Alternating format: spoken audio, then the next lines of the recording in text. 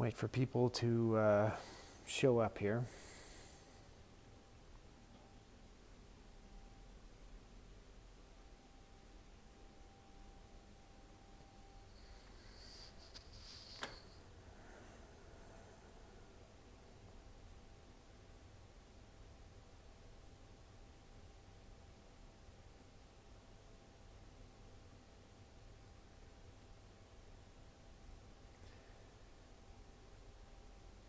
Well, may as well get started. Something I wanted to tell you. Something that comes up a lot about performance anxiety.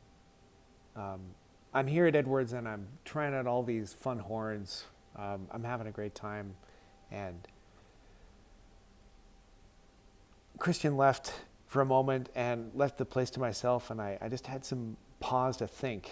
And I just did a lot of master classes this year, and there's been a recurring question that comes up often. And I wanted to talk to everybody in my YouTube audience and bring it up. And you might guess what it would be. The topic that everybody wants to talk about when I do master classes is performance anxiety. Performance anxiety. Performance anxiety. You get nervous, right? So nervous that you feel like you're not playing your best. You get nervous and it's really challenging to focus. You get nervous and you feel like the worst nightmare comes true. So I want to talk about how to deal with that, just in a nutshell, really quick. And I'm kind of like filling time for maybe a little bit more than 9 or 10 people to hear the answer, but perhaps this will just be my gift to you. All right. Your mind is like a child, and it follows whatever is the most interesting thing. So when you are nervous and your nerves affect you enough to affect the performance, your mind is focused on your fears or the result of those fears, like sweaty palms or dry mouth or not playing very well. That is more interesting to your mind than the music that you're trying to create. Now, obviously, if everything's going well, your focus is going to be on the music, what you want to sound like. If at any point your music is not interesting enough to you, you will shift focus to other things, distracting things like the audience reaction, like how uncomfortable you feel. And these things will always be there. These things will always be true. Bad acoustics, a non-responsive audience, the fact that your trombone isn't working well, these things will always be there. And I'm not trying to say that you shouldn't take responsibility as much as you can for them. I'm trying to actually point out maybe a gap in your practice. What I see frequently with young people, and you know what, how about this? I'll throw myself in there. I'm young too, right? No, I tend to be a bad practicer as well. And what I want to say is, if your practice isn't interesting, if the musicianship in your practice isn't interesting, that's a problem, but it won't show up in a way that you'll notice until you perform. When you perform, if your music isn't interesting enough to you, your mind will immediately focus on whatever is the most interesting. And that will be something pretty dramatic, like a bad audience reaction or sweaty palms or, like I say, dry mouth. These are the things that affect me.